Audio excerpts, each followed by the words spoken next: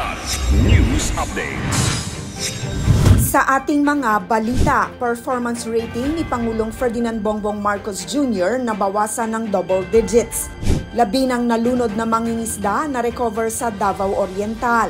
State of calamity hindi pa kailangang ideklara sa Metro Manila.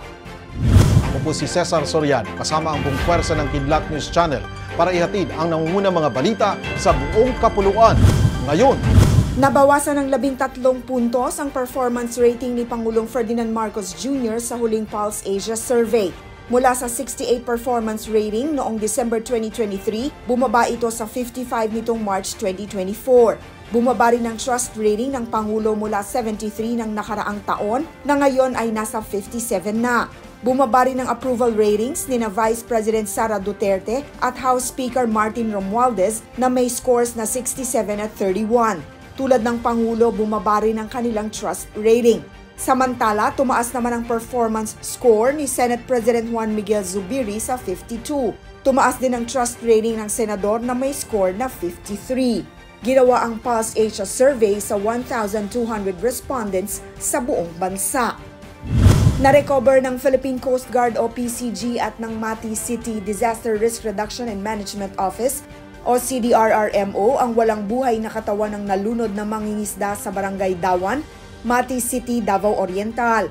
Ayon sa asawa ng biktima, tumalo ng mangingisda sa tubig sa tangkang makuha ang kanyang bangka na tinangay ng malalakas na alon. Matapos mabigong makuha ang kanyang bangka, nahirapan siyang lumangoy pabalik ng fish cage dahil sa lakas ng hangin at alon. Hindi kalaunan nalunod ang biktima. Tinurn over ng Coast Guard Station Davao Oriental ang mga labi ng mangingisda sa kanyang mga kaanak. Hindi kinakailangang magdeklara ng state of calamity sa Metro Manila kahit sa gitna ng dry spell.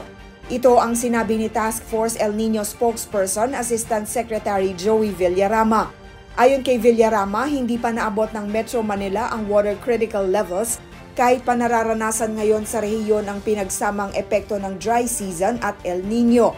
Paliwanag ng Assistant Secretary, mayroon pa namang pag-uulan na nafo-forecast sa National Capital Region o NCR sa mga susunod na linggo.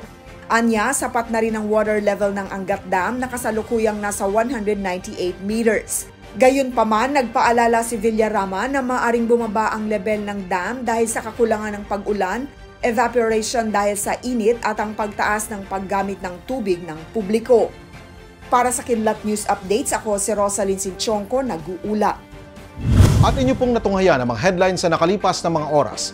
Manatili nakatutok para sa mga susunod na updates at breaking news. Ako po si Cesar Soriano, kasama nyo sa bawat pagputok ng balita.